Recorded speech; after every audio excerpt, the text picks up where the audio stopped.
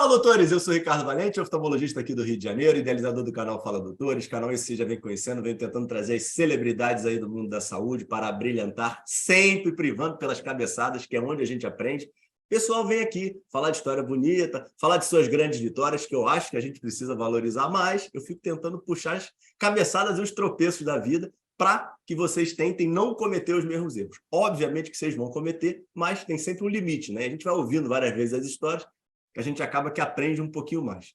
Hoje, trazendo aí um amigo hoje, que eu considero demais, admiro imensamente, super doutor Rogério Medeiros, que doutor Clemente Nóbrega pôde aí nos conectar, um super estudioso da saúde. O cara está com 35 anos já de setor, já foi entregando um pouquinho ele, sociólogo, mestrando, doutorando, hoje sócio de uma super consultoria e ajudando a resolver inúmeros problemas na saúde.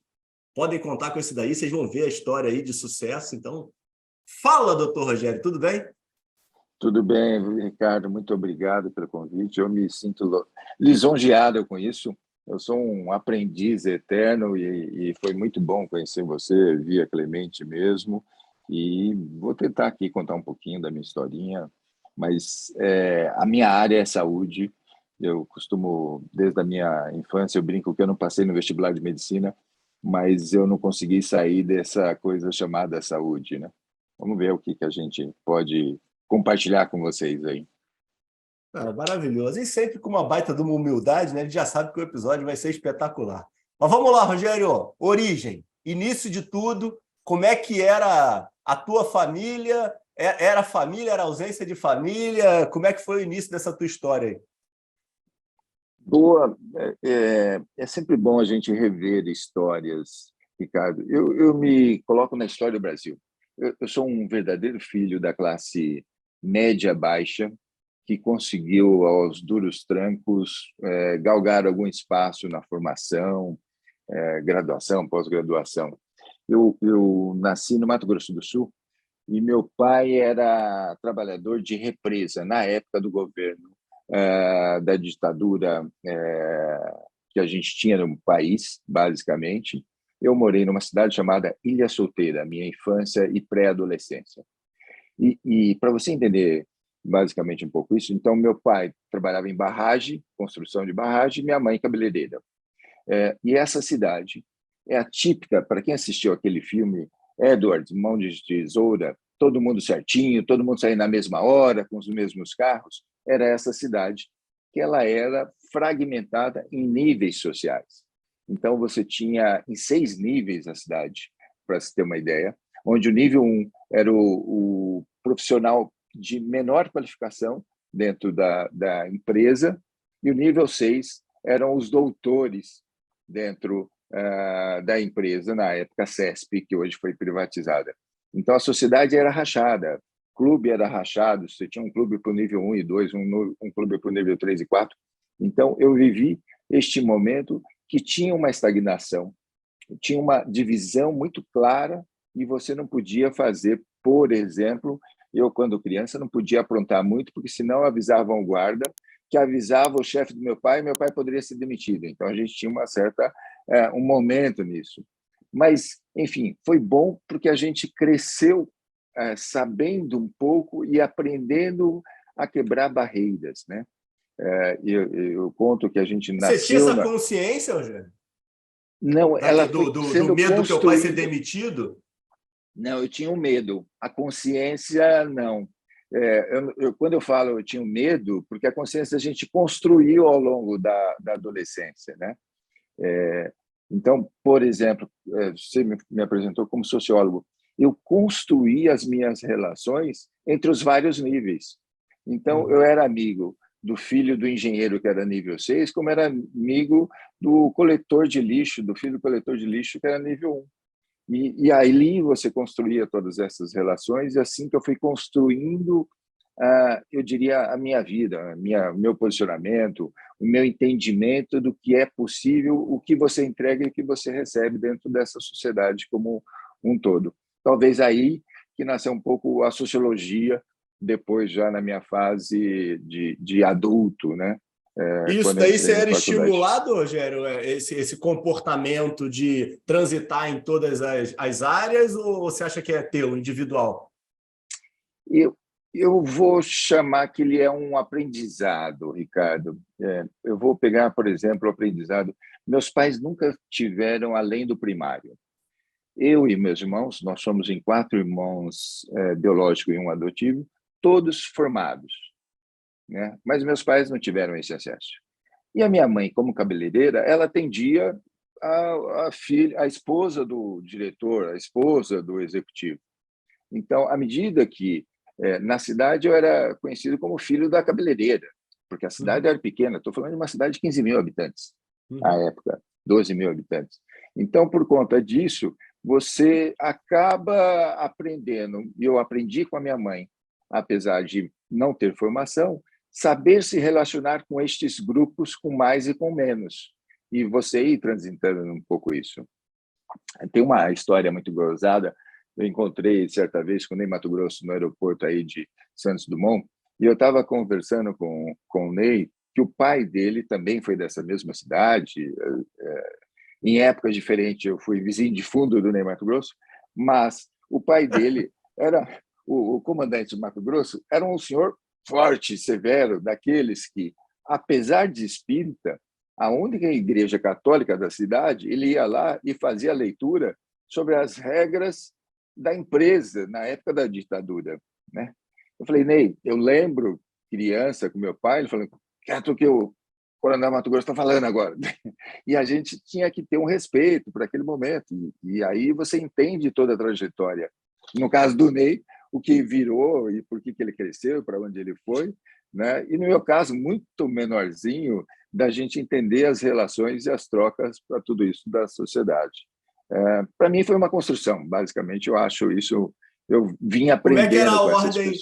a ordem de vocês, Rogério, dos irmãos? Eu sou o irmão mais Você é... velho, Ah, você é eu o sou mais mais velho.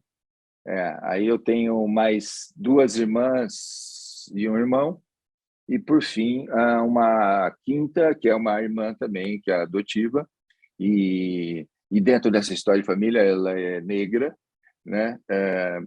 Eu sou corintiano, meus irmãos são corintianos, porque meu pai era corintiano. Quando meus pais, depois da gente já adultos, adota a nossa irmã, a Raquel, que é a caçula, Eu e em São jurava que você Paulo. era São Paulino, pô. Tô vendo ali atrás, Não, pô. cara. Não, as propagandas é por causa dos meus netos. Os meus netos são São Paulinas. E eu ia falar exatamente isso em relação à minha irmã. Porque a minha irmã, como nasceu em São Paulo, adotada, é, ela achava que ela era São Paulina porque morava em São Paulo. E não por causa de torcida de time. E eu e meus irmãos ficava tirando sarro dela. Meu pai, depois de 60 anos de corintiano, vira São Paulino para proteger a minha irmã. E aí ficou eu e meus irmãos pilhando a meu pai e minha irmã por conta dessa história de que ele estava protegendo a caçulinha, né? Mas são as farras em família, que é uma delícia muito maravilhosa. E me diz o negócio. A gente tem um problema ainda, infelizmente. Ainda não, na verdade, acho que é muito maior do que na tua época, na questão da limitação do acesso à educação no interior do país, né? Então, o pessoal ficar nos grandes centros hoje tem um ponto muito difícil, que é dar acesso à boa educação para os filhos, para as crianças, né? Você teve a oportunidade de ter uma educação de base que te auxiliou, ou você teve que complementar isso de alguma forma? Como é que foi teu tempo nisso? Não, eu sempre estudei em escola pública. A infância nessa cidade sempre foi escolas do Estado. E aí eu acho que foi uma boa formação, era uma boa estrutura, porque, em geral, todos recebiam de alguma forma do Estado. Pense numa Brasília de hoje, onde você tem 10% que é outro serviço, o restante todo mundo vive de Estado, de alguma Uhum. forma, com salários maiores e menores. E eu tive uma boa formação do Estado. Eu só tive, eu só fui fazer a parte privada do ensino quando eu propus a minha independência, meus pais ficaram no interior, eu vim para São Paulo. E aí, por conta disso, de querer trabalhar, estudar, eu parti para aquela lógica de fazer uma faculdade paga, a graduação e o mestrado como pagos, simplesmente porque durante o dia eu trabalhava já ao longo dos meus 15 anos de idade, um pouco independente na cidade de São Paulo. Mas, de forma geral, toda ela foi boa, tanto para mim como para os meus irmãos. Todos fizeram, de alguma forma, cursos públicos em suas áreas. E o extra curricular aí dentro da tua infância e adolescência tinha muita ligação com a leitura, esportes, artes de alguma forma? Como é que foi composto isso?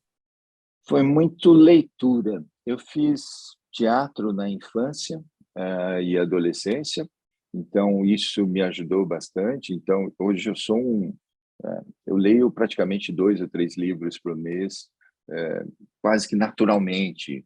Se eu pego um dia que eu estou bem entusiasmado, eu consigo matar um livro de 300 páginas numa sentada, curtindo, numa boa.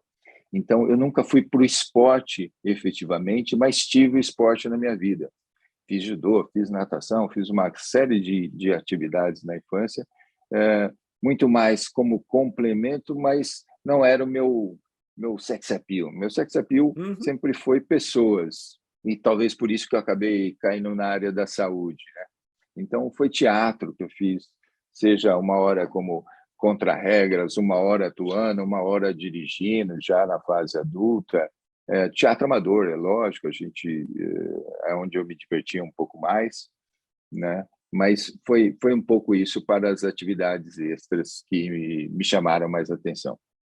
Mas tinha teatro na cidade tão pequena assim? Pô, você teve acesso a... Tinha.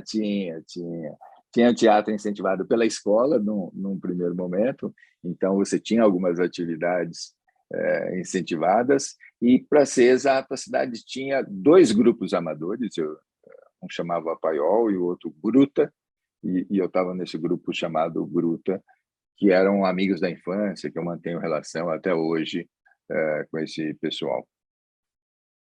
E como é que finaliza aí a parte escolar e entra aí na universidade? Como é que é? O que você decide fazer? Como é que foi aí o teu planejamento aí para a entrada no mundo profissional? Eu tentei em algum momento, era desejo do meu pai que eu fosse médico. O meu nome, na verdade, porque ele lembrava de um médico chamado Rogério, que para ele era uma grande referência. Meu pai é um pernambucano que tinha migrado para o interior do estado de São Paulo, e essa era a referência dele. Então, ele gostaria que eu fosse médico, mas eu nunca fui voltado para a área biológica, né? Eu sempre fui para a área de humanas, em especial na área de literatura, história, muito. Cheguei a prestar um vestibular, mas prestar só para falar assim, fiz a matrícula para o vestibular em medicina, pai, mas não rolou. Eu já trabalhava e eu participei daquele boom da bancário, aqui na cidade de São Paulo, inclusive de fazer greve na Paulista, fazer greve em uma série de lugares, coisas que não fazem mais sentido hoje, porque aquele volume de bancário, eu lembro, assim, se tinha 1 milhão de bancário, hoje não tem 100 mil bancários mais no Brasil, dada a evolução da tecnologia. Mas, naquele momento, eu estava envolvido, parte com essa história de banco bancário, e parte dessa história também, eu tinha muito conhecimento trabalhando numa operadora de plano de saúde ligada à companhia CESP, uma dessas estatais da área de energia, e comecei a gostar do segmento. Enquanto eu estava trabalhando, eu fiz sociologia por conta da orientação no meu curso, o secundário, né, o segundo grau, e aí eu tinha um professor de história que me motivou bastante, e acabei fazendo sociologia e política, que me deu uma série de background para muito dessas relações que eu gostava muito, mas já trabalhando com uma operadora de plano de saúde de autogestão. Como eu estava nela e eu não sei fazer coisas pela metade, eu fiz uma pós-graduação em saúde pública, porque eu queria dominar o assunto.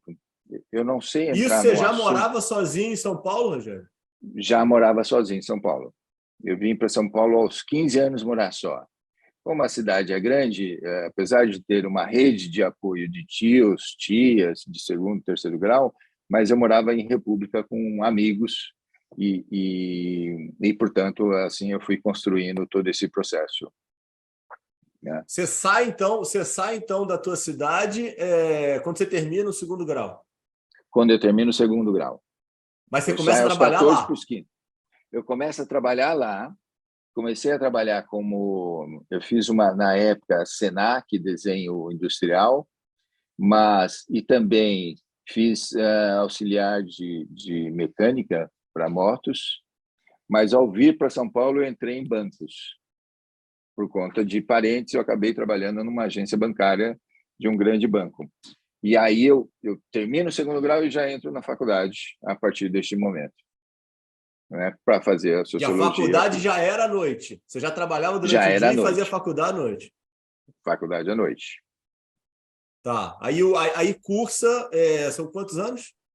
São 4 anos de sociologia e política, numa escola que foi um spin-off da USP. Ela foi criada para Que formar ano, Gério? Contextualizando.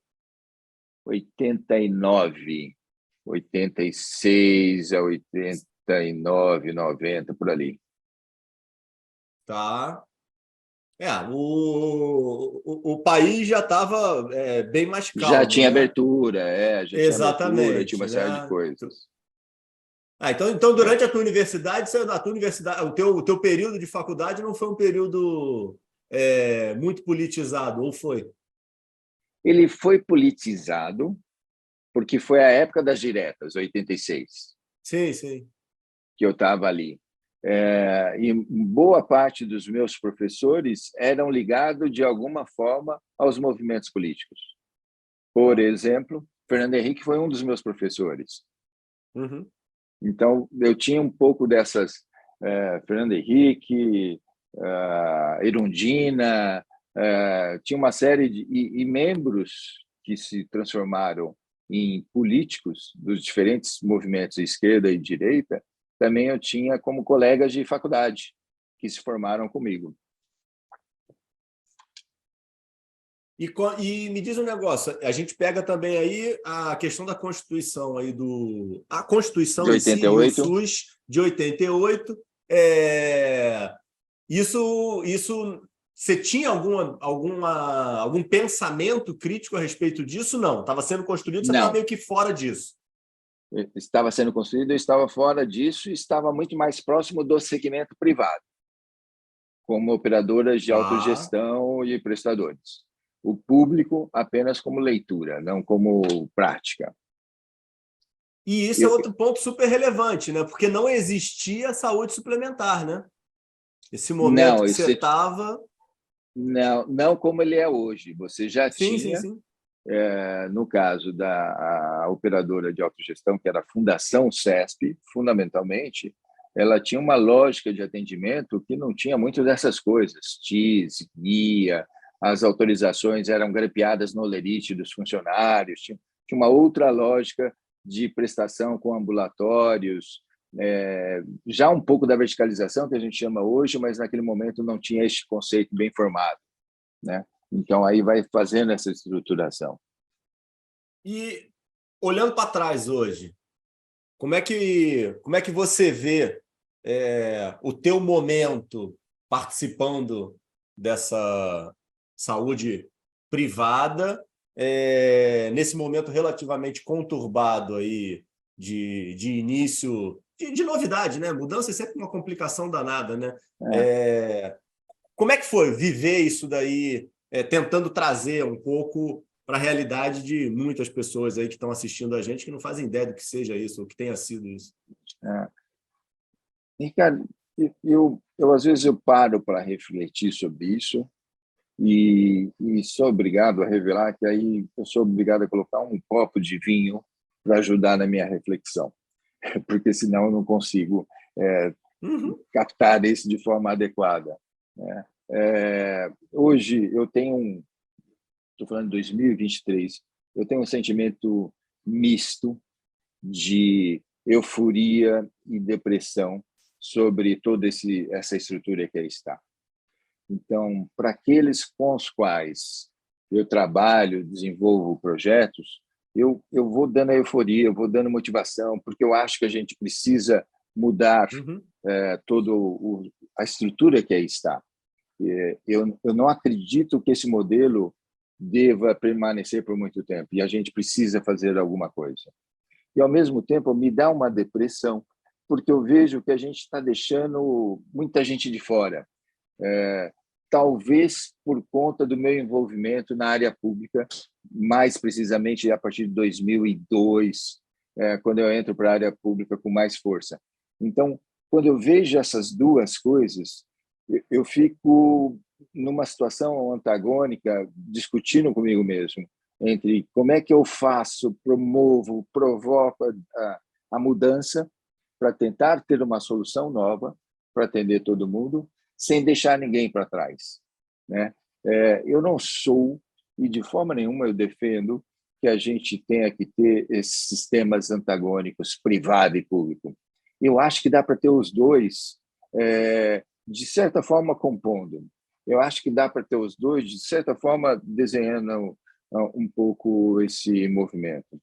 Eu atuo hoje, milito muito na área de filantropia, santas casas e hospitais filantrópicos, né? Quando eu olho esses hospitais, eles são necessários para a estrutura de saúde do país. Eu penso em cidades, saiu agora o censo, né? Borá, 1.900 pessoas, com estrutura de prefeitura, com estrutura de vereadores, mas não tem uma estrutura boa de saúde. Mas querem ter uma Santa Casa, querem ter alguma coisa. Como é que eu faço para dar o suporte para isso? Eu preciso construir uma rede que envolva essa cidade e as outras em voltas e conseguir isso. E acho que é possível fazer uma composição entre público e privado. Eu tenho resistências, às vezes, eu vou estender um pouco meu raciocínio, eu gostaria de ter um modelo novo de saúde suplementar que fizesse ou atingisse aquilo que a saúde pública não dá conta, ou muito específico.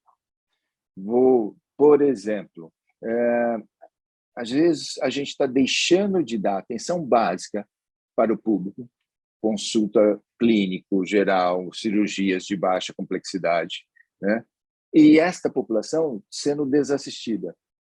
E eu poderia direcionar o meu privado, modelo americano, eventualmente, para aquilo que é muito específico e deixar o restante no público, porque você já tem esta composição a partir dos impostos. O problema é que a gente não venceu.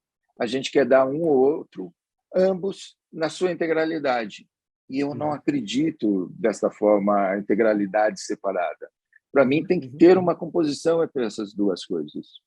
Uma coisa que eu aprendi recentemente, inclusive com a sua participação, com o Clemente, é essa história da gente tentar achar uma nova maneira de financiar isso que não seja como está dado. Eu não acredito só na venda do plano de saúde como está hoje. O mutualismo está se perdendo. E é duro isso, porque você não está perdendo o mutualismo que levou à construção das cooperativas, dessas grandes composições, inclusive na saúde suplementar. Você perdeu o conceito do mutualismo, que para mim está por detrás de tudo isso que você já falou um pouco, é o humanismo disso. As pessoas deixaram de compreender que o ato do mutualismo é eu ajudo aquele que tem menos para compor um conjunto de coisas para dar para todo mundo. As pessoas querem só para si. E eu acho que é possível recompor isto e todo mundo ter. E, de novo, eu não estou querendo aqui ser Robin Hood, tirar do rico e dar para o pobre. Eu só acho que dá para todo mundo ter e ter de forma legal, de uma composição bem harmônica sobre tudo isso. Não estou querendo salvar, não, todo mundo vai ter padrão Einstein. Não, eu acho que vai ter aquele que vai precisar ir para o Einstein e não tem plano de saúde, porque só lá tem tal tecnologia. Mas eu preciso garantir que a grande maioria está sendo atendida de alguma forma, né? Então, se a gente conseguisse compor isto, por isso que eu sempre falo, o vinho sempre ajuda nisso, eu teria um ecossistema de saúde, que eu defendo muito, que vai gerar esses benefícios para a população. O conceito da equidade que a gente fala muito e mal pratica. Então, é isso que eu acho que a gente tem que desenvolver um pouco mais. Eu acho, acredito, defendo piamente que a gente vai ter uma solução para isso.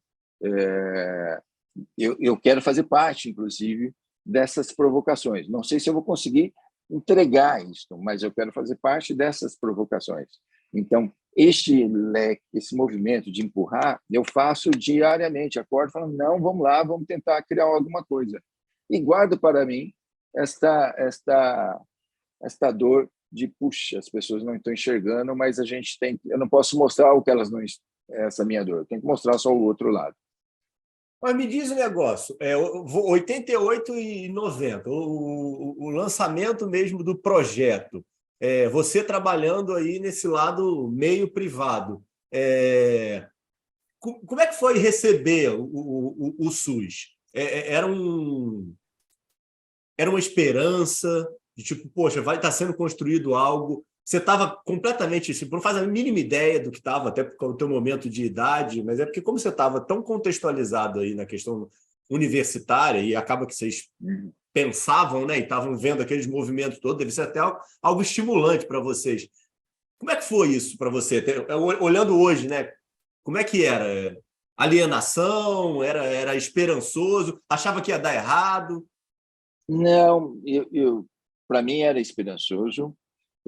Vamos só pegar duas referências. Primeiro, eu tinha uma referência muito forte de interior do estado de São Paulo, cuja estrutura de saúde dava conta.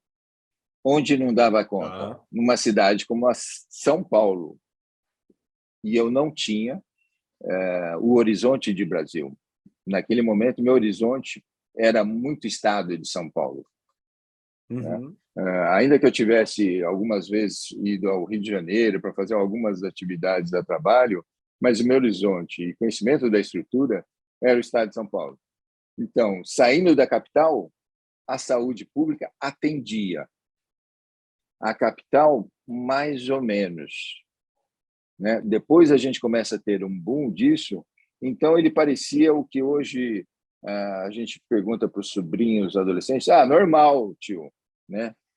Parecia normal aquela estrutura e só estava sendo criado mecanismos para fortalecer essa engrenagem com o crescimento.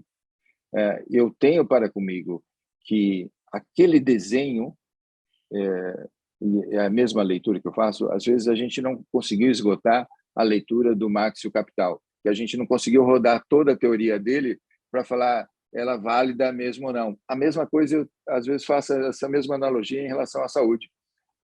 O projeto SUS é um projeto muito bem desenhado. A gente não está conseguindo colocá-lo em prática. Naquele momento, ele funcionava muito bem.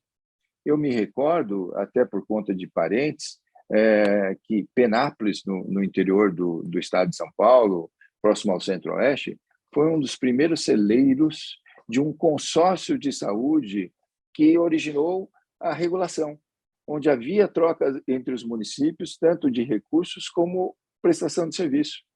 Então, era aquela coisa assim, esse negócio é viável, esse negócio faz sentido, né? Então, vai acontecer. Entretanto, eu acho que a gente deu um salto de crescimento desordenado, tanto do ponto de vista de gestão como de cidades, que perdeu esta programação. A gente não cresceu de forma orgânica, a gente cresceu muito desordenadamente. Sem considerar, é claro, se você pegar o número de faculdades que surgiram nesse momento, você vai ter uma proliferação de profissionais que não tem aonde colocá-los. E um gancho enorme de todo mundo ir para os grandes centros. Eu me lembro, só para ilustrar isso, certa vez eu estava ouvindo rádio, participei de um programa de rádio da CBN, e tinha os médicos que criticavam que os planos de saúde, estou falando de 20 anos atrás, criticavam que as operadoras, naquela época, as seguradoras, não contratavam médicos na região da Paulista. E eu falava, tá bom, vai para as franjas do município de São Paulo, vai para Bororé, vai para Capão Redondo, mas não queriam, porque lá precisava de médico. Eles queriam ser credenciados na Avenida Paulista, porque era o status, o auge. Então, a gente criou isso, né? Quando poderia ser muito melhor planejado essas coisas. Mesmo na área pública, eu me lembro claramente a dificuldade que eu tive para implementar uma série de projetos na Grande São Paulo e em São Paulo por conta dessa dificuldade de trazer os profissionais. Então, a gente teve um crescimento desordenado na minha cabeça que rompeu, inclusive, a estrutura de saúde. E me diz o negócio, como é que é o teu momento aí, desse final de faculdade aí, 90 a 2000, aí teu familiar já está aí, está casado nesse momento, tá só trabalhando, como é que é essa Não, tua década aí de rodada? Tá, não, nesse momento eu já estou praticamente casado, já morava com a minha esposa, fiz aí Já a aparece minha... filho aí? 2 filhos dela, eu nunca tive filhos naturais meus. Tá. Eu já era o segundo casamento e muito satisfeito por isso, não tive nenhum grande problema. 2 filhos que a gente ajudou a formar e hoje 4 netos.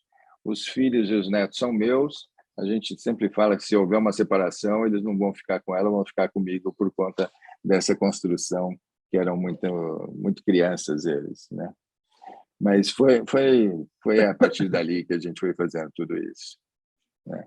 Mas e aí como é que você projeta aí tua questão profissional? Você continua caminhando dentro da saúde e não tem aí vertente no meio disso? Tipo, o foco ficou 100% saúde? Sempre saúde. Eu fui professor durante uma parcela da minha vida, dei aula em colégio público do estado, dei aula em faculdade, dei aula em pós-graduação, mas já na graduação e pós-graduação eu fui muito mais voltado para a área da saúde. Eu dei aula por 5 anos num curso de turismo, mas eu estava envolvido só com aquilo que era o TCC, era só coordenar os projetos de conclusão de curso dos alunos. Então, eu não entrava muito em meandros, ainda que tivesse um pouco o conceito de hotelaria sobre esse movimento todo. Quando eu fiz saúde pública, eu fiz com Gonçalo, Ana Maria Malik, os velhos do Proasa, que eu sempre... E aí eu fui, em algum momento, substituindo-os em alguns dos cursos que eles acabavam repassando. Por exemplo, eu peguei a parte de produção hospitalar do Gonçalo para dar na Unisa, né? E aí fui fazendo um pouco isso quando eu estava fazendo saúde pública e administração Isso foi hospitalar. nessa década também, Rogério? De 90 a Foi nessa 2000? década. Foi. Eu fiz em 99, eu tirei meu mestrado com a Ana Maria Malik. E então foi tudo, né? Para que você foi fazer? Para que você foi fazer mestrado? Para que você foi trilhar esse lado acadêmico aí? Era natural? É sempre inconformismo. Aquilo que eu não conseguia resolver de alguma forma, eu ia, e como, até hoje, eu vou estudar, eu vou explorar. Como eu já tinha feito a pós, não fazia sentido fazer uma outra faculdade naquele momento para mim, valeria a pena fazer o mestrado, porque eu poderia continuar dando aula. Então, foi um pouco isso.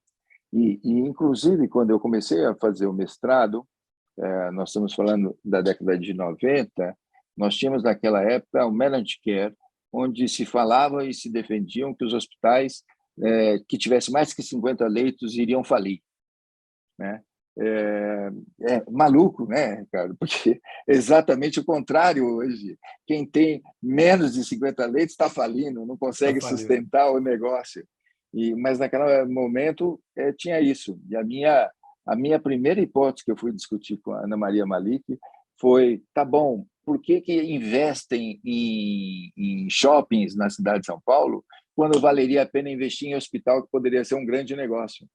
E depois mudou todo esse conceito. mas eu estava envolvido e queria e precisava cada vez mais como é que eu movimentava a indústria da saúde, né? Como é que eu criava mais oportunidades em hospitais, principalmente porque naquele momento ter hospitais de 50 leitos era era o negócio. Então, tá bom, então vamos abrir vários hospitais. Nós estamos falando numa época na cidade de São Paulo que não tinha um terço dos hospitais que tem hoje, Uhum. né? Onde depois do Einstein do Sírio, Isso falando de São Paulo, né? Imagina se olhar o falando de São país, Paulo, né?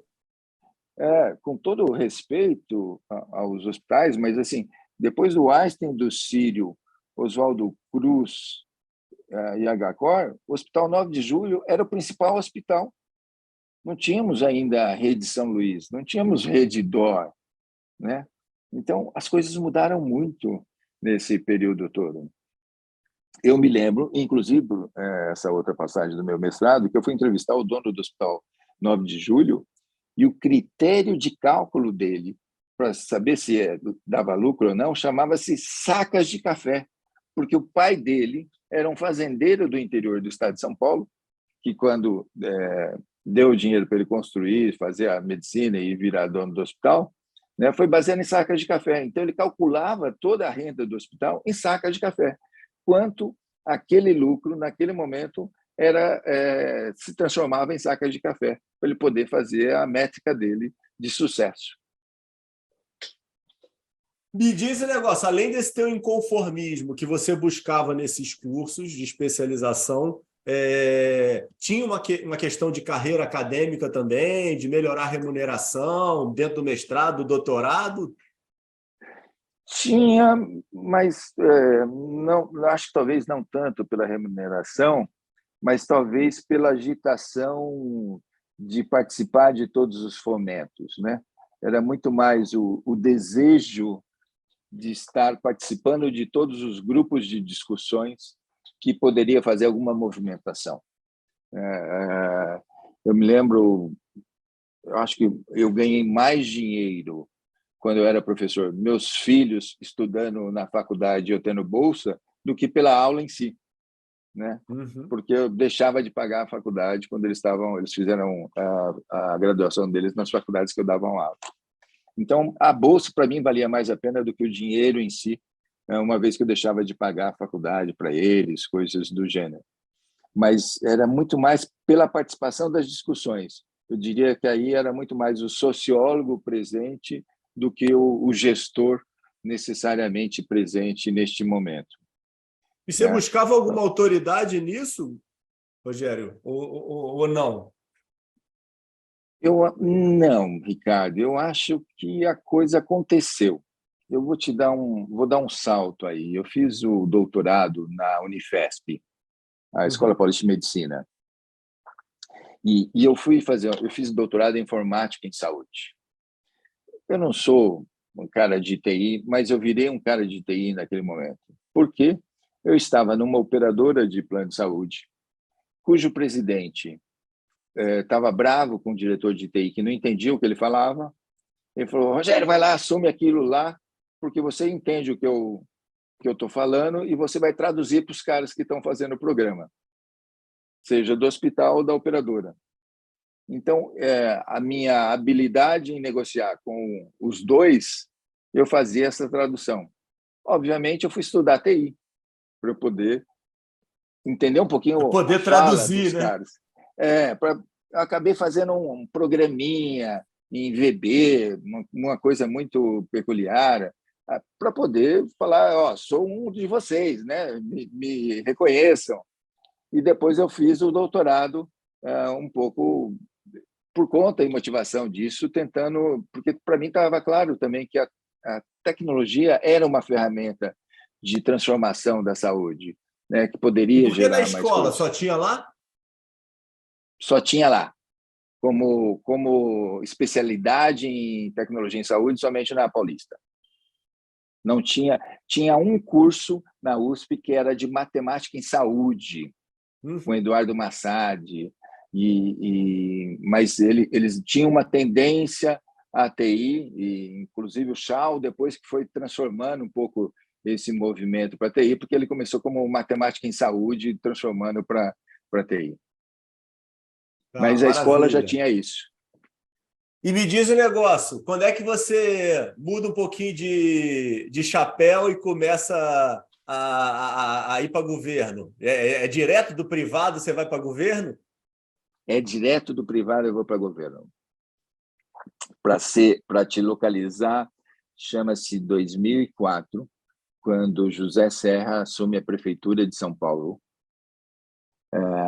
Eu estava diretor na Medial Saúde naquele momento, e o secretário de saúde do José Serra era um tal de Cláudio Lotenberg, um patrício seu de formação, e um amigo comum chamou, um amigo comum foi seu chefe de gabinete do Cláudio, e me indicou para assumir a área de regulação do município, tecnologia, e aí eu fui para a área, desembarquei de vez, não mais como literatura, para a operação.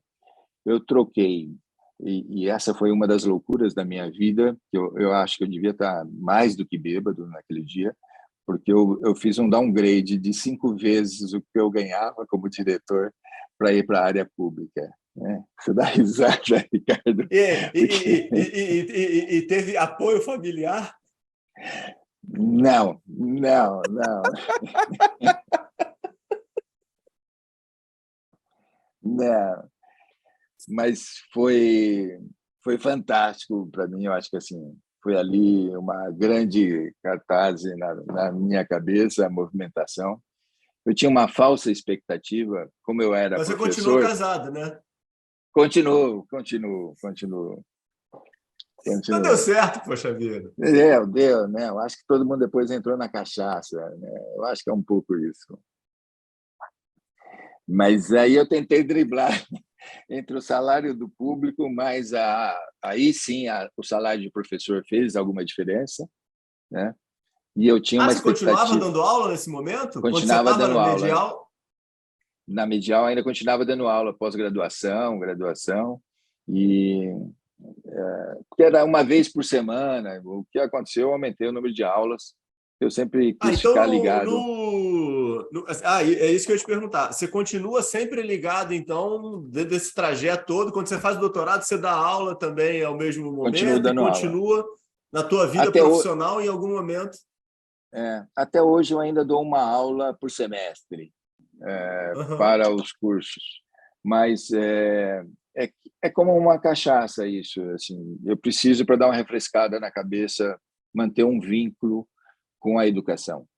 Então, eu mantenho isso ainda hoje. Tá, vamos lá. E aí, especificamente nessa questão de governo, que eu não sabia nem desse downgrade de 5 vezes, aí eu acho que ficou melhor ainda o relato. Como é que foi isso? O que você buscava nessa transição? Primeiro, eu tinha uma falsa visão de que o fato e a posição que eu iria ocupar me daria alguma visibilidade para vender consultoria. De fato, me Tá. deu em algum momento. O problema todo chama-se que, como sempre, eu me entrego demais às atividades. E Uhum. aí eu não consegui sobrar tempo para fazer consultoria. Entendi. Então, durante o governo Serra, é muito simples. Vou te dar um exemplo claro. O Lotenberg ficou 6 meses como secretário de saúde do Serra. Eu fiquei os 2 anos de governo Serra na prefeitura, né? Ele saiu e eu fiquei, porque as pessoas compraram aquilo que eu estava fazendo, né? Mantiveram toda a estrutura da Secretaria de Saúde, saía o secretário, entrava um novo, mas me mantinham dentro da estrutura por conta do que eu estava colocando em curso naquele Uhum. momento. Para ser mais específico ainda, o que eu fiz, e é sempre fantástico a história, né? Eu praticamente peguei um pós-Gonçalo, que foi governo Marta, eu entrei no governo Serra, que tinha nos primeiros 3 meses, queria jogar tudo que a Marta tinha feito no lixo, inclusive um investimento astronômico em sistema para o município de São Paulo. Eu tive que enfrentar Serra, Cláudio e mais um conjunto de políticos e explicar que o desenho do sistema feito para a cidade de São Paulo no governo Marta tinha tudo a ver com o SUS e era necessário Fazia fazê-lo sentido. implantar. Então, eu tive que defender uma coisa do governo Marta, PT, dentro do governo PSDB, e sendo rechaçado, e depois todo mundo colocou fé, apoiou o projeto, porque a diferença era o governo Marta tinha desenhado o sistema, mas não tinha implementado, e nós implementamos. Então, foi aí que eles ficaram mais ou menos, mas foi muito difícil aquele momento, e foi um desafio que é ideológico, quase umbilical, e foi ali que eu amarrei com o público e fiquei esse período todo. O Serra foi para o Estado e eu fui para o Estado, né? Também. Esse teu relato é maravilhoso, né? De exemplificar como a gente precisa de política de Estado, né? Essa questão de mudança de governo, você jogar tudo no lixo só porque sai do azul para o vermelho, do vermelho para o verde, é uma ignorância, né, que a gente vive. Total, e foi muito emblemático esse momento, Ricardo.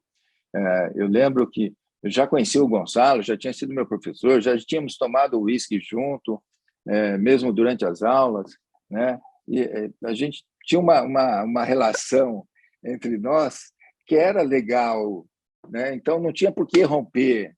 O próprio Gonçalo tinha uma relação com o Serra, até por causa da Anvisa, né? Foi só aquele momento daquela situação toda, mas não fazia sentido. Mas as pessoas precisavam jogar suas marcas partidárias e assim, o sistema estava bem desenhado, mas muito bem desenhado. Tanto é que está em uso até hoje.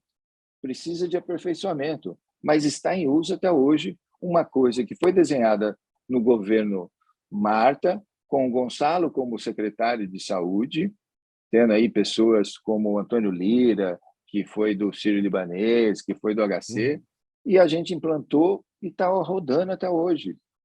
Melhora, tem aperfeiçoamentos, mas está aí, não foi jogado fora. Como é que você conseguiu ver isso, Rogério? Porque você teve uma percepção, né, de projeto, né? Acredito eu, como você bem falou, todos os atores aí do momento estavam contra você, né? Politicamente falando. Tua cabeça era para ter rolado, porque o projeto era bom. Era para ter rolado, era para ter rolado. Na verdade, eu acho que o meu primeiro mês na secretaria, e aí eu vou dar um crédito ao Cláudio Lotenberg. Apesar dele não me conhecer o suficiente quando ele me fez o convite para assumir a posição que eu assumi, o primeiro mês ele me deu a liberdade de eu fazer o estudo e a avaliação. E nesse estudo e avaliação que eu fiz, eu já tinha, portanto, praticamente estava em curso meu doutorado em informática, então ele apoiou a minha análise. Estudei, desenvolvi, mostrei para ele mais de uma vez, ele entendeu e comprou a minha análise, bancou a minha análise.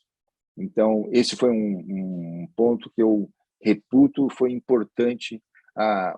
Se não tiver nada mais importante na área pública que o Cláudio fez, nesses primeiros 6 meses, foi ele ter ajudado a bancar isso, ter empenhado o nome dele nessa história, junto ao José Serra. Mas ali foi, eu acho que talvez o ponto que eu tive muito mostrar A por B porque fazia sentido e não fazia sentido. E o doutorado foi diferencial para você poder fazer essa análise? Já estava tudo meio que concatenado? Não, eu acho que o doutorado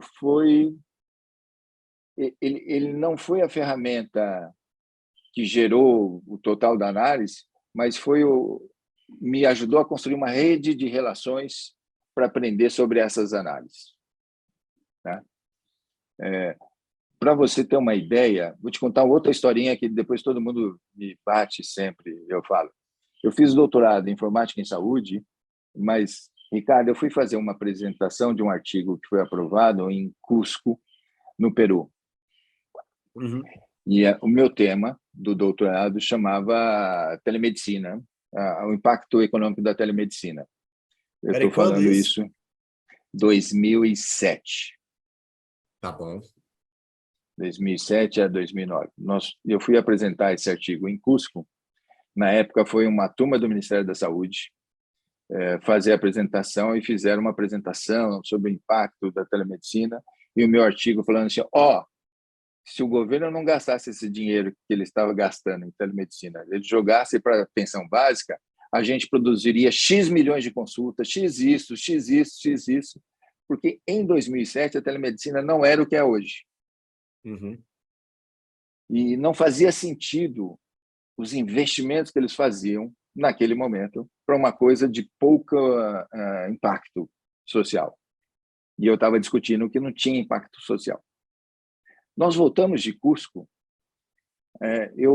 A primeira reação, assim que eu desembarquei em São Paulo, o meu amigo Chao, hoje, entrou com uma ação direto na Unifesp, pedindo para eu ser expulso do curso, porque eu estava falando mal do Brasil, fora do Brasil, sobre telemedicina. E você está dando risada, eu vou te contar maior ainda. Ainda ele pediu ajuda para nada mais, nada menos que Ana Estela Haddad, que estava naquele momento no Ministério da Saúde e hoje voltou de novo no Ministério da Saúde na área digital, e ela entrando direto na Unifesp, pedindo a minha cabeça. Por sorte, meu orientador, toda a cadeira da Unifesp, fora aquela velha briguinha entre Escola Paulista e USP, me compraram o meu projeto, falando, não vai ser expulso, porque o que ele falou está baseado nisso. E foi a minha sorte, porque eu entrei numa briga que não fazia sentido e eu só queria defender o impacto social de uma coisa, né?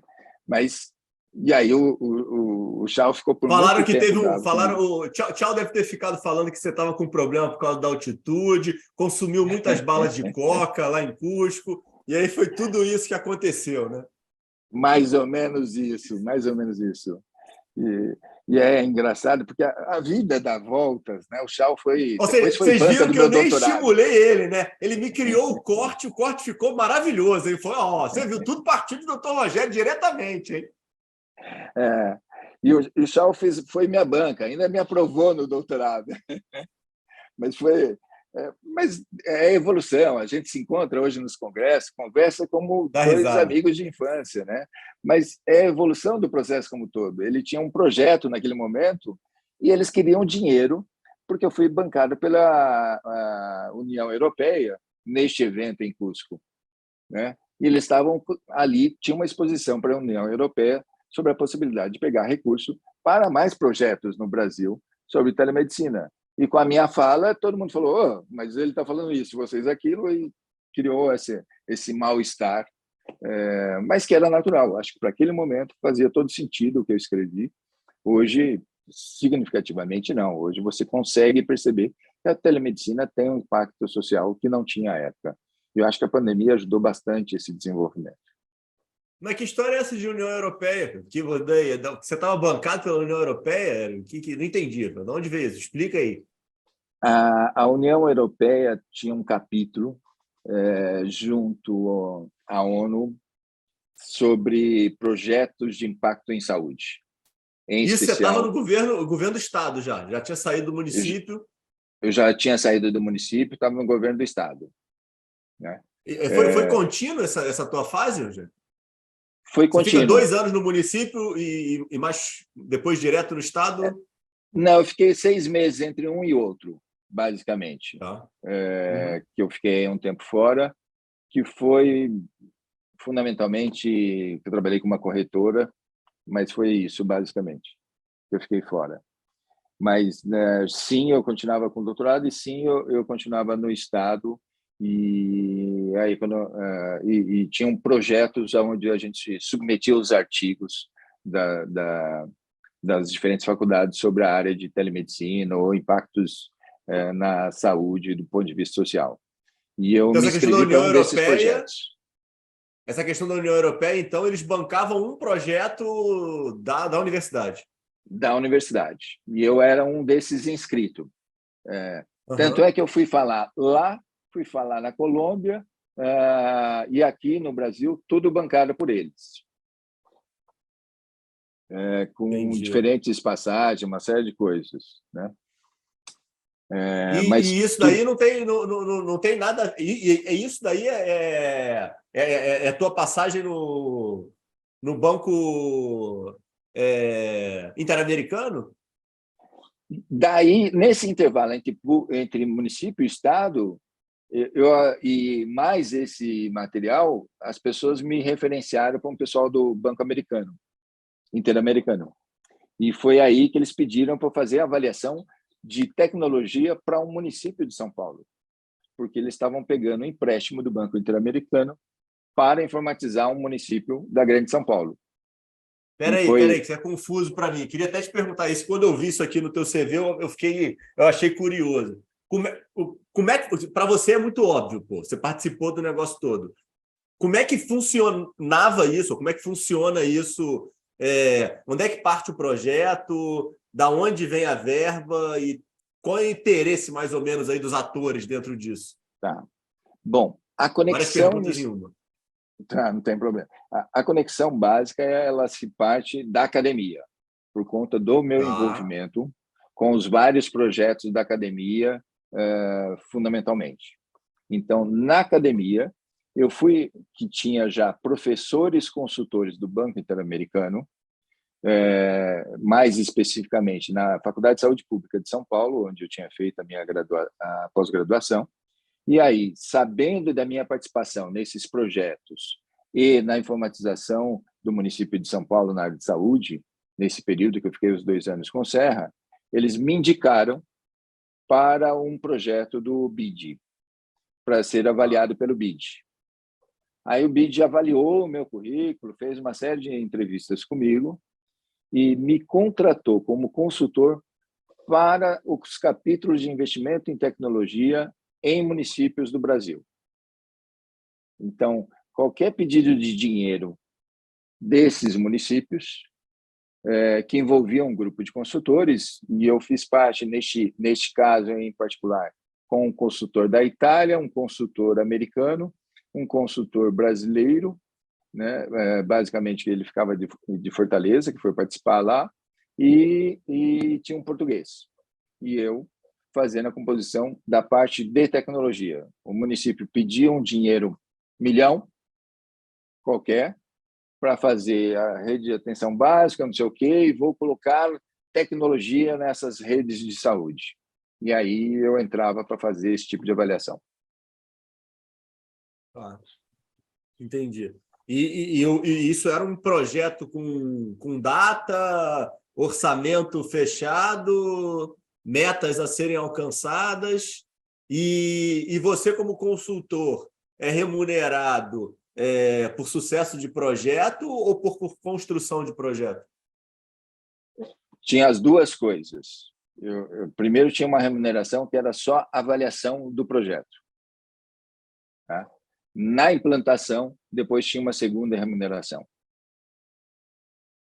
Um dos casos, eu fiquei só com a avaliação do projeto, dei negativa. Aí já apanhei um monte. E o outro, Uhum. eu não dei negativa, porque fazia sentido, e ainda participei da validação das execuções do projeto como um advisor do projeto. Tá. E aí, nesse momento, sua digníssima esposa continuava com razão ou teve alguma mudança dentro do downgrade que conseguiu aí fazer algum sentido para a família? Para Eu você, eu já diria, sei que fez. Você já respondeu ela, que fez, mas e aí? eu diria que a gente acostumou a viver com pouco naquele momento.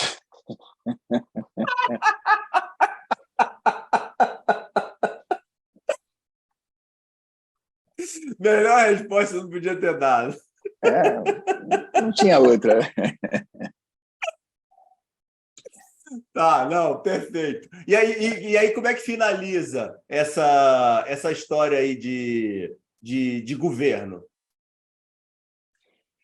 Depois, no governo, o viver com pouco, ele foi até um determinado momento que a gente precisou de um pouco mais. Mas, assim, no governo Tá. Serra Estado, a gente conseguiu evoluir em alguns projetos que eu participei, desenhei, que inclusive estão retomando agora, porque mudou todas as pessoas à época. E foi, para mim, importante, porque eu não tinha noção. Eu comecei a explorar todo o estado de São Paulo, começar a entender todas as correlações, aquilo que a gente lê sobre regulação, de referenciamento e contra-referenciamento de paciente, entender o que eram essas demandas que a gente até falou um pouquinho antes aqui no nosso bate-papo. Então, o Estado me deu este arcabouço. E aí, o meu projeto inicial na área pública, que era de ser consultor em algum momento, no Estado eu tive horas para ser consultor. E, portanto, eu comecei a fazer alguns projetos pontuais como consultor. Para a Fundap, fiz consultoria também para uma grande empresa que todo mundo conhece. Eu fui contratado por ela para ser... o Ministério Público ia fazer uma intervenção numa operadora de plano de saúde e precisava de alguém com conhecimento sobre os cadastros, sobre os sistemas de operadora, para ser o perito no momento que entrasse um pessoal para fazer a captura de dados. E aí eu fui contratado. Neste processo que eu fui contratado, a empresa que me indicou, através de histórico, relacionamento, de congressos, de coisas do gênero, pós esse processo, eles me contrataram como executivo desta empresa. Uhum. E aí, portanto, eu voltei a ser tecnologia de novo numa grande, eu vou chamar uma administradora de benefício, tá? Dentro do segmento de operadora de novo. E É um quanto tempo momento que você fica, Rogério? eu fiquei 2 anos e meio, basicamente, e não tem problema, já faz muito tempo. Esta administradora chama-se Qualicorp. Eu fui diretor de TI da Qualicorp, fazendo toda a reestruturação baseado no modelo de crescimento que eles estavam fazendo, até o segundo deal da Qualicorp. Quando ela fez o segundo movimento de venda de ações, eu estava com o meu passe fora já da Qualicorp, mas como estava em deal, o Júnior, o José Celipieri, falou: segura um pouco, deixa fechar o deal, você sai. E aí, depois disso, e foi isso que acabou acontecendo. Eu saí depois do segundo deal, da segunda rodada, e fiquei com um valor para ficar 6 meses em casa por conta da minha quarentena. E aí voltei só a fazer Trabalhou isso. com... o Adriano estava por lá, Londres? Não. Estava por lá. Eu trabalhei com o Adriano, com o Maurício Sesquim, toda Legal. essa turma. O Ricardo Ramos, que você Entendi. deve ter visto na Zap, né? O Entendi. Bruno Blasi, o Bruno, que está na Rede Time de Dora, peso, hein? o Brunão. Trabalhei com esse pessoal todo aí. Pô, legal, legal, bacana. Aí fecha esse ciclo e quando é que você... Aí você fica 6 meses pensando? Isso não deu Fico certo. 6... Fala aí, o que você inventou? Não, eu fiquei 6 meses, Tua esposa te basicamente. expulsou de casa, tem certeza? Não, eu Você fiquei estava arrumando estudando, confusão em casa? não, fiquei estudando, desenhando um pouco o que poderia ser, cuidando um pouco da vida naquele momento, precisava mesmo de um descanso. E aí eu voltei para o segmento privado, fui para a Apivida, em Fortaleza. Mudou ou não? Mudei, só eu. A família ficou. Eu fazia, a cada 15 dias vinha para ver a família, ou a minha esposa ia Uhum. me ver, que foi basicamente quando nasceu o meu primeiro neto, então ela ficou para dar suporte ao meu primeiro neto e eu fui sozinho. Fui para a Pivida e fiquei 1 ano, Não me adaptei Uhum. à cidade, não me adaptei à lógica da empresa. E aí eu voltei para São Paulo e voltei a trabalhar com... Eu tinha ainda vínculos Que por ano, conta Rogério? dessa... Mais ou menos Oi? isso? Quando é que você ficou em Fortaleza? Que ano que você fica em Fortaleza? 2011. 2011. É... é o primeiro mandato da Dilma, né? Acho que sim. A... É... Pô, a empresa estava em grande crescimento, né? Muito, estava crescendo. Eu não podia reclamar de grana, não podia reclamar de nada, tinha toda a infraestrutura disponível. Eu fui para basicamente substituir o principal membro da TI, que era quase ligado à família, o Tarcísio.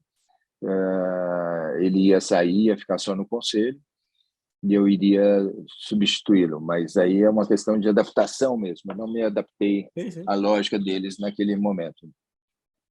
Eu Tá. me lembro tanto que a família Pinheiro, tanto o Jorge como o Cândido, não fica, vamos trazer sua esposa, vamos contratar sua esposa, vamos pagar isso, vamos pagar aquilo, mas não teve acordo.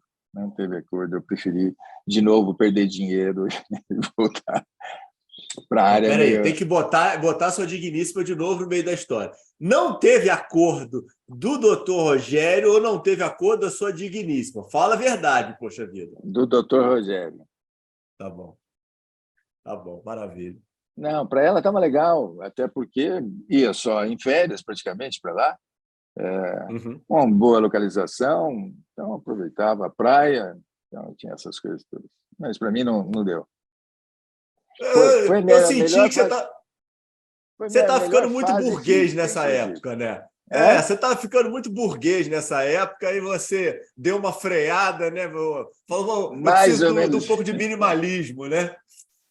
mais ou menos isso, mais ou menos isso. Eu consegui acordar 5 horas da manhã, correr beira-mar e trabalhar 5 minutos de carro. Foi a melhor qualidade de vida, não posso nunca reclamar, foi a melhor fase de qualidade de vida que eu tive. Foi nesse período em Fortaleza, mas não me adaptei mesmo. É aqueles momentos que você fala assim, não é isso que eu quero, não adianta. E aí? E aí, Rogério, foi difícil? Foi difícil, eu acho que todas as vezes que quando você se sente mal no ambiente, sempre é difícil, né? Uhum. Porque você tem que sobrepesar todas as variáveis. Você tem isso da Sim, sim. digníssima mesmo, tá bom.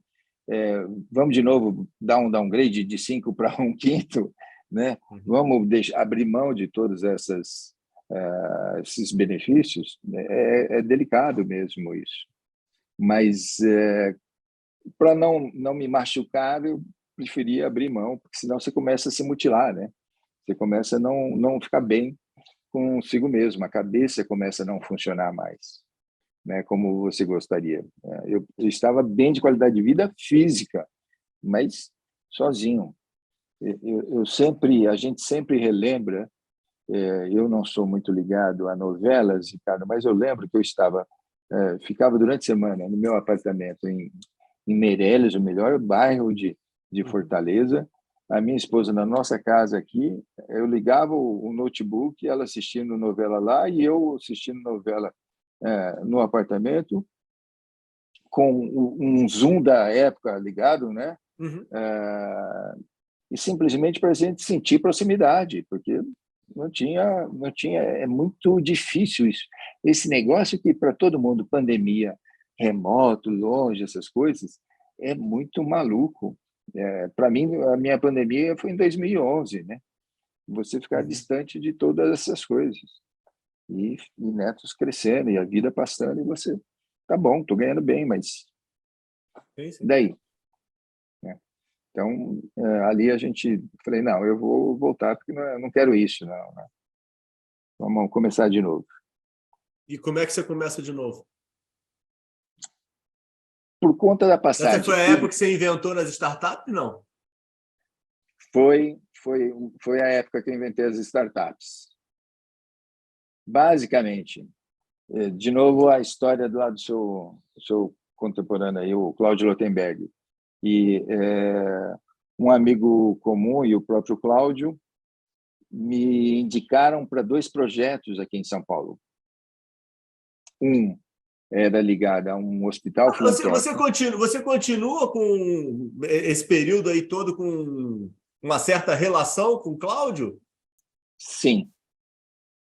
A minha relação legal. com... Eu achei que o momento de governo de vocês tinha desalinhado, de certa forma. Aí. Não. Eu fiquei com o Cláudio Lotenberg até a venda das clínicas para quando ele entra na United. Sim, na Mil. Na United. Até aquele momento eu fiquei com o Cláudio. A partir dali que a gente partiu, separou. Eu costumo dizer para muitas pessoas... Mas você chegou a trabalhar em alguma área de TI nas clínicas? Eu fui, na verdade, eu virei o jockey do Cláudio em todos os projetos não sabia dele. disso, não sabia disso.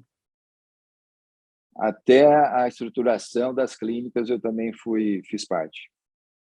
Preparação de toda a documentação para venda e tudo mais. Entendi, eu não sabia disso. Teve uma startup, inclusive, que a gente foi sócio. Né? E as outras eu fazia o papel de jockey, vinha para ele e eu que operava até o momento de falar sim, não, entra ou não entra. Então, essas avaliações todas eu acabava fazendo. Então, tem uma estatística disso, Rogério, mais ou menos? Desse momento, de quantas negativas? Como é que era a assertividade dessa questão deviam chegar inúmeras opções para o Cláudio de startups e para você, consequentemente. Como é que era a taxa de negativa aí? Lembra disso? Não. Eu diria que a taxa negativa foi de 70% dos casos que apareceram, né? Ou porque não estavam muito bem consolidados, ou porque não tinha um bom acordo comercial. Dos 30% que a gente tocou, eu diria que 50% ele até hoje ainda está lá como sócio, e os outros 50% foram fases que a gente entrou e saiu.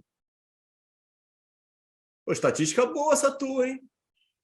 É o que me passa bem. Pô. Não, eu estou fazendo a conta de padaria aqui. Você gerou uma margem boa para o doutor Cláudio, hein? Para ele, sim. Para ele, sim. Esse é o problema de você ser jockey.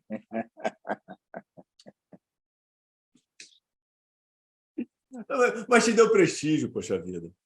Não, sim, não. Me deu um trânsito, isso eu não posso negar. Me deu um bom momento de acompanhar muitas histórias e saber muitas histórias do Brasil que, às vezes, elas não aparecem nas páginas de jornal, fica no máximo nas páginas amarelas de uma Veja ou nas suas entrelinhas, né?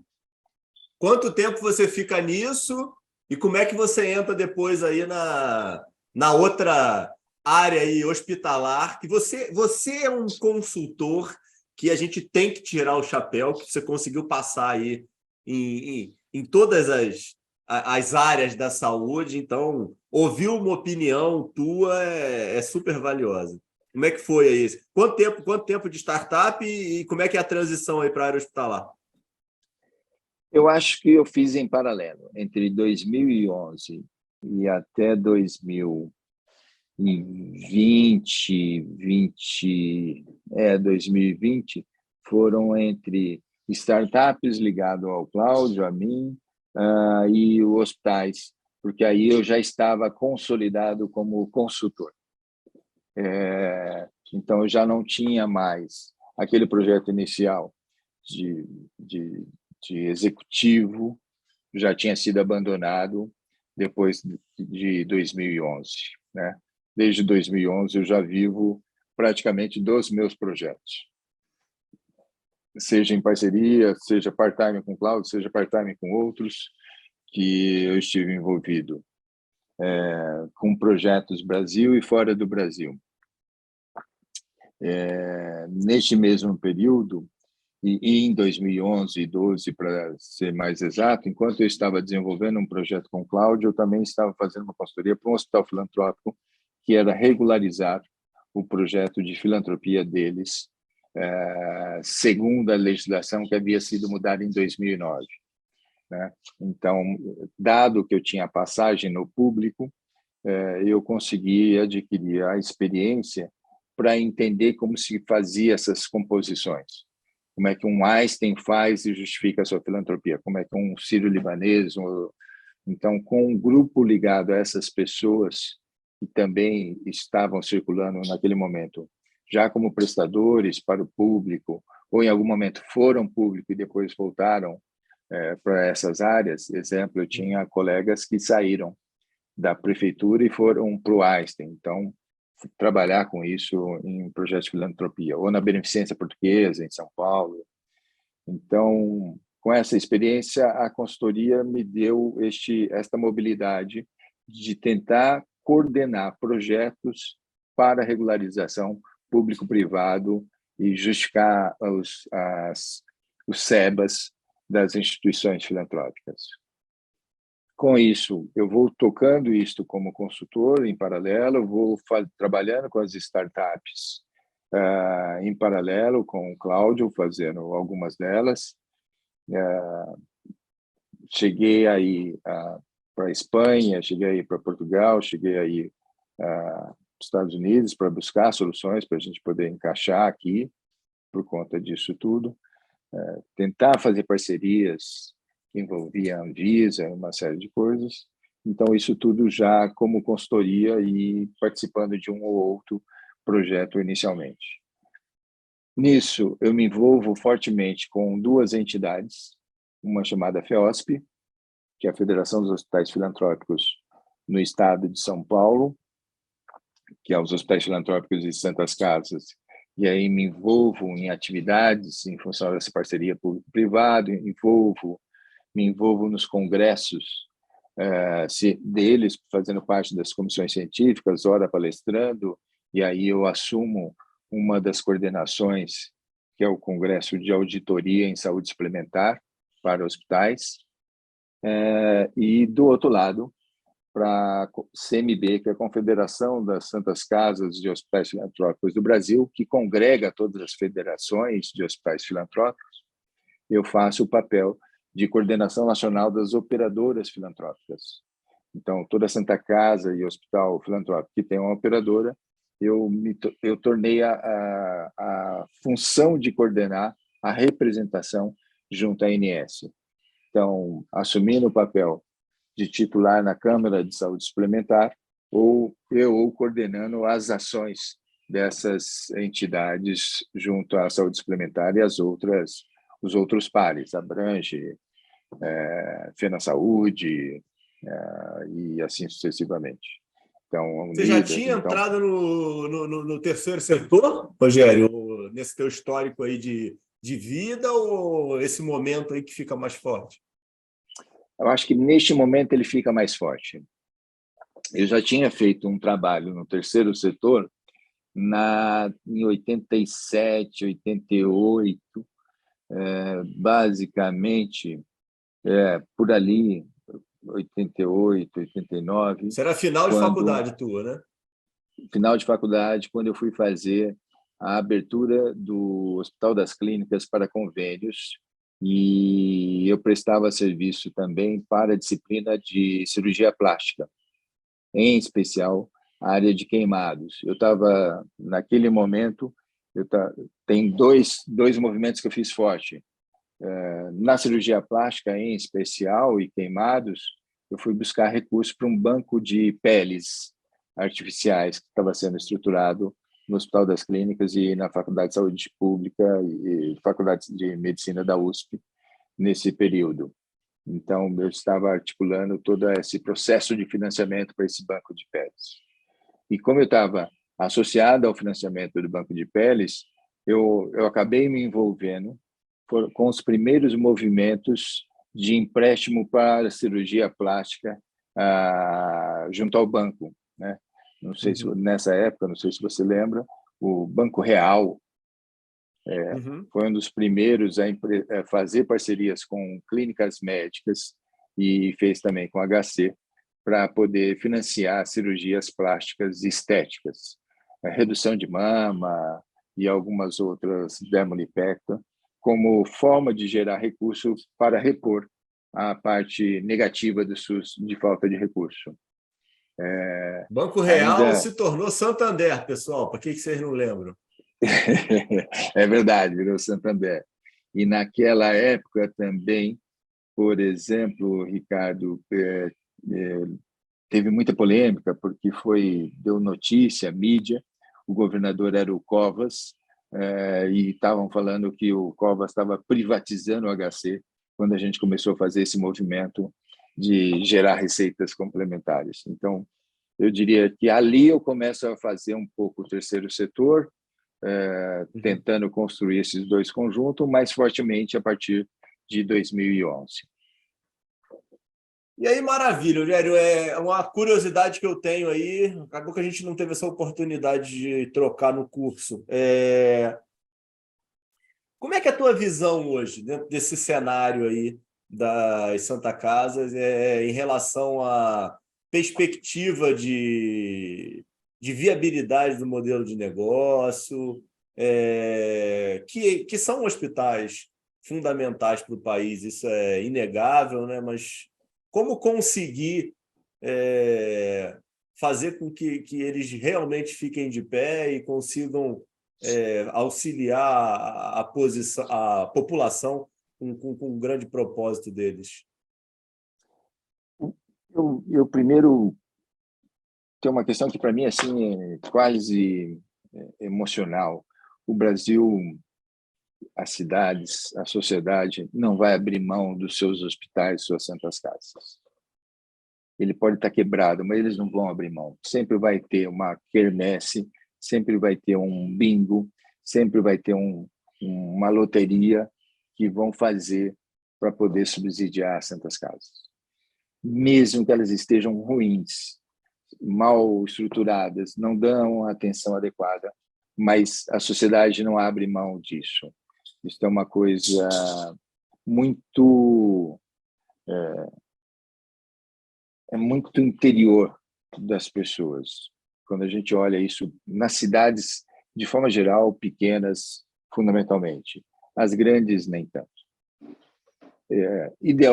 Ideologicamente, eu tenho um desejo de ajudá-las a ter recurso. E a minha ideologia é tanta que eu não só acho o meu desejo, como eu vejo como possível. E, como consultor, eu fiz alguns projetos para gerar receitas para santas casas pontuais. E eu acredito nisso e estou desenvolvendo e trabalhando muito nisso. O problema é a gente precisa, e eu não vou conseguir vencer, por uma série de outros fatores, e vou pedir desculpa a todos aqueles que pertencem a alguma dessas entidades, como maçonaria, Rotary e outros, que às vezes é igual craca em barco, né? Você tem que ficar raspando, tirando, porque isso inviabiliza, às vezes, um movimento de profissionalização. Sim. E aí você perde a chance de dar saltos nessas... E eles não fazem por maldade, tá? Eles estão ali na tentativa de ajudar a Santa Casa, o Hospital Filantrópico, e, às vezes, neste afã, deixam de ver uma visão mais pragmática, mais operacional, que é aquilo que eu estou tentando trazer. Eu estou fazendo, neste momento, um curso na Fundação Getúlio Vargas. Eu sempre brinco, depois de velho, eu não cansei de estudar e continuo estudando, para conselheiro, para repensar o modelo de conselho para esses hospitais. Porque os seus conselhos são conselhos de amigos, não são conselhos Sim. profissionais. Então, aí volto para a minha ideologia, onde eu quero tentar reorganizar isso, para tentar mostrar é possível gerar receita complementar para um hospital filantrópico, uma Santa Casa, e com essa receita complementar continuar mantendo o atendimento que se mantém para o SUS, né? Eu tenho variáveis, não sei se você conhece, acompanha, Ricardo, mas, por exemplo, o Hospital Santa Marcelina, em São Paulo, fica na Zona Leste, no extremo da Zona Leste, uma região muito carente. O Hospital Santa Marcelina é um hospital que tem já seu curso de enfermagem, possui cadeiras de residência médica, um hospital com mais de 500 leitos, atende uma população enorme. Hoje, a parte de convênios que eles atendem, e eles atendem 90% SUS, dos 10% que eles atendem convênio, gera receita de quase 65% das despesas deles, com 10% apenas da oferta de serviço. E eles não fazem isso, a palavra adequada não é essa, mas eu vou usar, eles não sacaneiam no faturamento, não é um hospital de faturamento. Eles simplesmente fazendo o que precisa ser feito, cobrando o que precisa ser cobrado. Eles conseguem compor isso. Então, como aprenderam a viver com um custo muito exíguo para o atendimento SUS, a receita complementar é para isso.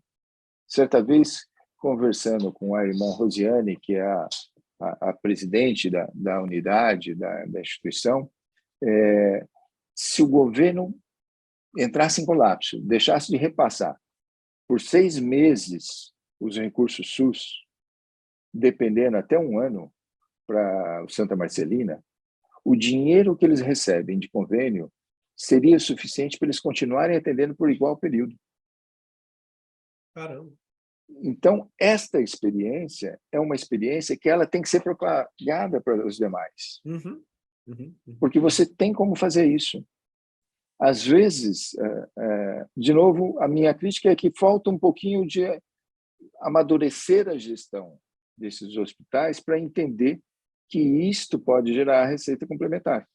E com esta receita complementar, a gente continua atendendo o SUS e garantindo a operação, porque eles não precisam de lucro, o que eles precisam é de recursos para poder fazer isso. Eu sempre dou o exemplo nas minhas aulas, às vezes, sobre a história e eu estou, neste momento, na direção de uma Santa Casa, que eu estou fazendo uma transição. Ela tem lá, esta Santa Casa, uma maternidade instalada.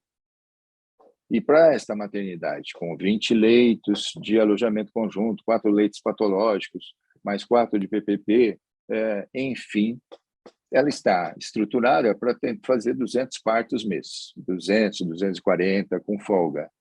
Está fazendo 120. Mas, mesmo para fazer o 120, aí a conta é muito simples, para eu manter isto em operação, eu preciso de 3 obstetras, 24 horas. Preciso de um neonato, 24 horas. Um anestesista, 24 horas. Só falando da equipe médica, não vou nem falar do restante. Se eu pegar aqui com esses 5 profissionais, 24 horas, eu estou falando que eu vou gastar R$18.000 aproximadamente dia. R$18.000 para um parto que o SUS repassa R$545, eu teria que estar fazendo basicamente 30 partos dia. Mas o máximo que eu fiz foram 7. E eu não posso tirar nenhum médico. Porque se eu tirar um médico, primeiro, tem toda a legislação por detrás disso, tem os conselhos profissionais por detrás disso. Então, voltando à sua pergunta, tem solução? Tem, mas como é que eu administro isso? Eu não posso tirar. Sim. Eu preciso manter. Então, o que eu tenho que fazer? Eu tenho que achar recursos para poder custear isso aqui, que é a única forma de poder sustentar. Então, alguns municípios e os prefeitos, no afã de não precisa nascer pessoas no meu hospital, mantém uma estrutura médica para fazer parto sem ter número de nascimentos que justifique. Tá bom. Se o hospital tiver estrutura, por que não modificar o conjunto daquilo que é possível para atender a cidade ou atender a região?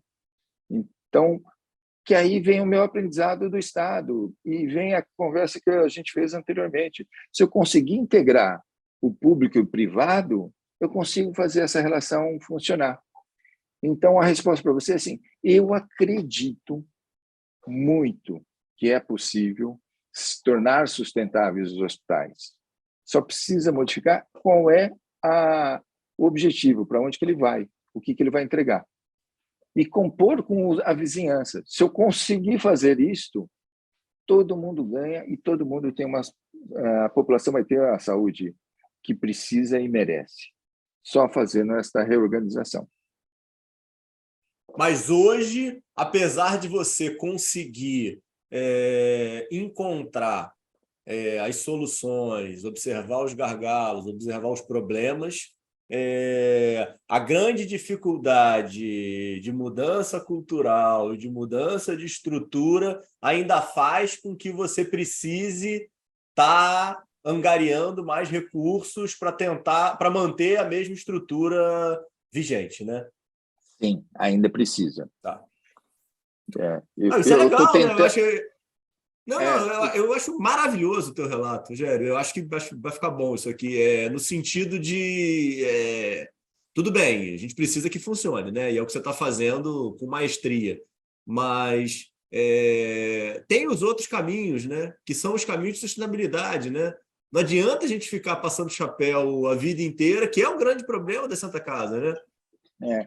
E vou te dar mais. A gente ainda precisa fazer um trabalho político, porque todas as emendas que os nossos deputados conseguem para os nossos hospitais são emendas que são engessadas, Ricardo. Eu não posso fazer o que eu quero com aquele dinheiro. Interessante. Né? Então, a emenda vem para comprar equipamento, vem para comprar um tomógrafo. Pô, eu não preciso de tomógrafo, eu preciso de ultrassom, porque a minha demanda com ultrassom resolve. E a diferença da grana, eu faço outra coisa. Eu já pensei, se sobrar tempo e ainda mais apetite, mais garrafas de vinho, em fazer um pós-doc em economia para avaliar exatamente todo esse conjunto de emendas. Porque é muito dinheiro mal direcionado. O governo Lula repassou agora uma verba que estava anterior a 2018, represada de emendas e ajuste de contas para Santas Casas, cobrir eventuais déficits. Então, quer dizer, é dinheiro que, se tivesse a possibilidade de você manejar esse dinheiro para aquilo que você precisa, seria gol. O problema é que não. A nossa legislação não permite. Esse dinheiro é para investimento. Se você não comprar ambulância, eu não preciso de ambulância. Mas o cara me dá uma ambulância, eu não tenho dinheiro para colocar combustível. Então, não resolve minha vida. Às vezes batem na porta da Santa Casa que eu estou prestando serviço. Ah, doutor, e aí? A gente queria oferecer para o senhor uma ambulância. Eu não quero. Eu não quero ambulância. Eu não tenho dinheiro para manter o motorista. Eu não tenho dinheiro para manter o auxiliar, o técnico de enfermagem que vai junto com ele. Eu não tenho dinheiro para fazer a manutenção disso. Me dá os 100 mil, que eu vou fazer muito mais coisa. Eu vou comprar colchão, que eu preciso trocar o colchão. Então, se a gente resolver nacionalmente como esse dinheiro de emendas poderia ser usado para os hospitais e não como eles querem que usem, nós teríamos uma verdadeira revolução, eu acho, que na saúde pública do país. Ficou bom isso daí. Gostei. Mensagem potente, hein? Mas é uma mensagem verdadeira, cara, porque a gente depende disso. E aí o que acontece? Vão lá e pedir benção, ô, deputado, me manda uma emenda de 100 mil, 30 mil. Não preciso disso. Eu preciso do dinheiro, mas deixa eu usar. Rogério, me diz um negócio. Você sempre está em busca aí, de melhorias, em busca do novo. Hoje tem muito essa prática aí na internet, esse termo aí de encontrar equilíbrio, de work-life balance. Você acredita nisso? De alguma forma já encontrou? não vai encontrar nunca porque não existe? Como é que você vê isso? Eu ainda não consegui definir isso. Eu gosto do conceito, eu acho. Eu costumo. Todo mundo tem sua cachaça. A minha cachaça ela está em cima de duas rodas, né? A hora que eu enfio o capacete e saio pela estrada, é o momento que eu fico comigo mesmo tentando buscar este equilíbrio, né? E aí você não tem mais nada, é só você e o seu capacete. Mas eu acho que é possível, né? Todo mundo tem que buscar alguma coisa. Esse é o momento que você fala assim, bom, aqui eu vou tentar esse equilíbrio, eu vou tentar planejar alguma coisa, mas é só até o próximo posto, porque aí você tira e lembra que tem um monte de coisa e aí a vida continua. Mas eu acho legal, eu acho que a gente tem que, é assim mesmo, a gente tem que fazer. Mas mais do que isso, eu tenho defendido cada vez mais que chega uma fase da vida que a gente tem que devolver para a sociedade, né? Uhum. Apesar dos meus downgrade de 5 para 1, eu acho que ainda a gente tem que devolver mais ainda para a sociedade. Eu acho que a gente tem que achar mecanismo. Porque a hora que você deve devolver mais, eu acho que todo mundo vai conseguir esse balanço. Não pode ser só meu, tem que ser de todos. E esses momentos aí na estrada, pode ser qualquer moto ou é só Harley só? Só Harley, hein, cara? Ah, é? Faz diferença, é? Isso aí não é uma Faz lenda, não, diferença. pô? Não, faz diferença. Para mim faz diferença. É, como diz, eu não tenho barriga, mas o fato de você ancorar a barriga no tanque faz diferença, né?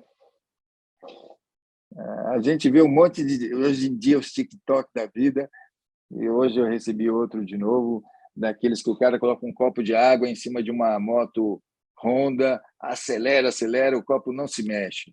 Pega o mesmo copo de água, coloca em cima de uma Harley Davidson, a primeira acelerada ele já cai porque ele está toda. Então, é aquele nostalgia do velho Fusca, que todo mundo vai lá e coloca um grampinho para fazer isso. E é até engraçado que eu tenho um primo que foi trabalhar no Congo agora, tem uns 6 meses, para mudança de assunto, né? A, o Congo está importando a tecnologia agrária e pecuária do Brasil. E aí estão construindo lá fazendas e cuidando dos gados lá, porque é mais próximo para levar para a Europa a carne e para a Ásia do que ficar fazendo todo esse processo daqui. E aí ele foi para lá, que ele é um engenheiro agrônomo, trabalhar nisso, e o pessoal falou, não, que máquina você precisa aqui, que tipo de carro a gente traz, compra, leva um Fusca. Mas Fusca? Por que Fusca? Porque eu sei arrumar, a gente coloca um clips, a gente pega um arame, né? Então, é esse saudosismo, né? Às vezes a gente traz tanta tecnologia e não Sim. sabe o que a gente precisa, é aquilo que o cara sabe fazer, aquilo que o cara sabe usar. Se a gente não souber usar, não adianta. Sugestão de livro, doutor Rogério, me diz aí. Dos seus inúmeros aí da vida, livro que de alguma forma te ajudou e que pode ajudar aí outras pessoas aí que estão nos assistindo. Cara, eu sempre sofro nisso, sobre as possibilidades de livro, porque eu tenho uma coleção enorme, estou lendo todo dia alguma coisa. Eu vou. Neste momento, eu acho que talvez uma coisa que valeria a pena dividir com vocês é um livro que eu estou lendo relacionado à governança em família. Nós temos muitas empresas, e eu trago para hospitais também, que são administrados por famílias, e como é que se dá o processo de evolução disso, a passagem de bastão. A gente não está preparado para isso, né? E o livro trata exatamente disso, como é que você prepara o processo sucessório, né? Como é que você vai fazendo essa transição. E esse livro, o autor, na verdade, é um desses sucessores que vem contando a trajetória dele desde criança, entre assumir a empresa do avô, mas como é que foi esse percurso para ele assumir a empresa do avô, que deu certo, que deu errado, Então, ali, para mim, fora o fato de você aprender gestão, tem uma coisa que é entender as relações de família também, como é que isso se dá, né? Como é que se compõe, quem é quem numa família, como é que você faz toda essa movimentação.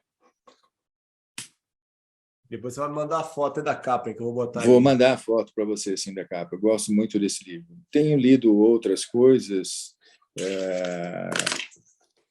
Neste momento, aqui na minha mesa tem mais um, chama-se A Caixa Preta da Governança, e aí você vai desvendando um pouquinho essas coisas. Eu não sei ler um livro ao mesmo sozinho, eu preciso ler 2 ou 3 ao mesmo tempo. Então, eu tenho um livro no escritório de casa, eu tenho um livro na sala, e no escritório do hospital também tem um outro livro. Então, eu vou lendo coisas simultaneamente, e seja o que Deus quiser, né? Uma hora eu consigo amarrar todos eles. Sucesso, doutor Rogério. O que é essa palavra aí, hoje, olhando para trás na tua vida? Como é que você consegue trazer uma mínima definição para esse nosso momento conturbado, essa nossa vida aí um pouquinho incerta, com muitas mudanças, com muitas gerações ao mesmo momento? Como é que você define o sucesso? Ricardo, eu acho que se eu fosse definir sucesso aos meus 15, 18 anos, era ter um carrão, uma casona, ter a Harley Davidson, ter tudo isso, né? Aos meus poucos anos depois, né, tendo atingido e tendo tudo isto, não é isto. A gente percebe que não está nisto. Sucesso para mim está quando eu passo pela rua ou em algum congresso, alguém grita: professor, professor, pô, como é que está e tudo mais. Eu não lembro da pessoa, mas a pessoa lembra que eu fiz diferença para ela. Então, isso me dá uma satisfação de sucesso.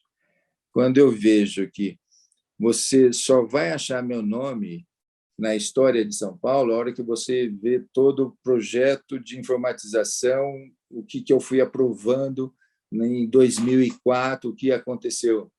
E para essa população de 15 milhões, ninguém sabe que eu fiz a diferença na vida deles, mas eu sei e estou feliz. Então, essas coisas me dão uma satisfação. Eu faço com todo respeito a todos. Eu sempre falo que assim, eu prefiro ser o traficante. Todo mundo vai depender de mim. Eu não quero ser a droga em si, né? A função de traficante é legal. As pessoas vêm te procurar, elas sempre vão lembrar de você. Então, isso para mim é sucesso. As pessoas lembrarem de mim, eu não preciso de prêmio, né? Não precisa. Não preciso estar entre os 100 maiores influentes.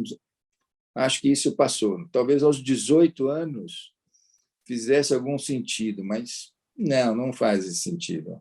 Cada vez que alguém lembra de você por alguma coisa, como neste momento, essa conversa entre nós, para mim é uma forma de sucesso, né? Poderia estar pegando Eleusis, poderia estar pegando Cláudio Altenberg, poderia estar pegando essas pessoas que são, de alguma forma, expoentes na mídia, mas que, para mim, eu estou ali no meu bastidor fazendo e acontecendo. Isso me dá mais prazer do que efetivamente ter um busto em algum lugar, né? Doutor Rogério, maravilha, adorei, adorei, adorei. Parabéns demais Obrigado aí pela conversa. pela jornada, pelo teu tempo, obviamente, tá? É uma baita satisfação aí te ter como convidado do canal. Queria já há bastante tempo ter essa conversa contigo e foi aí super engrandecedora para mim. Eu falo para todo mundo hoje que eu demorei a perceber que a persona do meu canal era eu, né, rapaz? Eu fazia para estudante de medicina e para recém-formado, mas, na verdade, eu fico uma hora aqui sugando vocês e tirando minhas dúvidas aqui. E hoje tem melhorado aí para buscar esse público-alvo, entendeu? Mas, olha, de verdade, obrigado, tá? Parabéns Imagina, eu que muito aí por agradeço. toda a tua Eu que jornada agradeço. e onde é que o pessoal te acha aí? LinkedIn, faz aí tuas considerações finais aí E, de verdade, mais uma vez, obrigado mesmo, agradecendo aí ao nobre aí, professor Clemente, aí, que conseguiu, de alguma forma, Prazer, me dar a sabe? oportunidade de te conhecer. Não, eu que agradeço a oportunidade. Como eu digo, meu jaleco branco, no máximo, era numa sala de aula com um giz sobre a lousa, que hoje em dia nem usam mais o giz em pó, agora é tudo aquelas canetas, mas, enfim. Apesar de doutor em informática em saúde, eu não tenho Instagram, eu não tenho Facebook, eu não tenho TikTok, eu não me acho nas redes sociais, exceto o LinkedIn. Se procurar no LinkedIn, Rogério Medeiros vai achar. Se procurar no Lattes, aí já para a comunidade acadêmica, também vai achar. Mas porque, na verdade, são as relações que eu acabo construindo, né? Eu costumo dizer que eu faço muito mal o meu marketing, né? Meu branding não rola bem para isso, ele rola pelas relações. E aí, de novo, voltando à sua pergunta anterior, eu acho que o sucesso foi isso. Eu conheço tanta gente, vivi tanta coisa pelas relações, né? Eu vou lembrar de novo mais uma história. Outro dia, num evento, encontrei com o Gonçalo Vecina. Ô, Rogerinho, tudo bem? Tudo. E aí, conversamos algumas amenidades, falamos de um almoço e tal, tomar uísque. E ele falou assim, Rogerinho, acho que só nós dois ainda mantemos os mesmos números, né? Porque esse povo fica mudando de celular toda hora, muda os números, eu não sei mais. Só o seu que eu sei que ali não mudou. Eu falei, porque a gente é antigo. Eu tenho um amigo de infância que a gente, por sinal, está no Ministério da Saúde hoje, mas eu tenho um telefone fixo na minha casa e ele também tem. Quando toca aqui ou toca na casa dele, a gente sabe, ou é eu ou é ele, porque ninguém mais liga para telefone fixo, né? Então, eu vou pedir desculpa a todos. Assim, no LinkedIn ou por os e-mails que eventualmente você joga aí, eu estou disponível para todo mundo, gosto de ajudar demais. Na consultoria, o meu sócio fala assim, Rogério, sabe quando a gente vai ganhar dinheiro? Nunca, porque você fala tudo que as pessoas precisam fazer sem cobrar. Fala, pô, mas não é legal? Se der, a gente cobra. Se não der, tá bom, deixa ela fazer. Então, e vai assim a vida. Eu que agradeço mesmo a oportunidade de falar um pouquinho aqui sobre histórias do passado. Maravilha, mestre. Fica com Deus. A gente se vê por aí, hein? Obrigadão. Abração, Ricardo. Abraço, gente. Tchau, tchau. Abraço. Tchau.